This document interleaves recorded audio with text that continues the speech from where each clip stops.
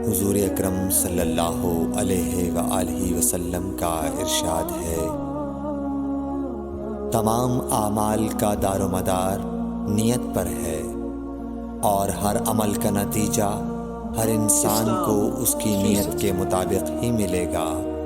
پس جس کی ہجرت دولت دنیا حاصل کرنے کے لیے ہو یا کسی عورت سے شادی کی غرض سے ہو، پس اس کی ہجرت انہی چیزوں کے لیے ہوگی جن کے حاصل کرنے کی نیت سے اس نے ہجرت کی۔ صحیح بخاری حدیث نمبر 1۔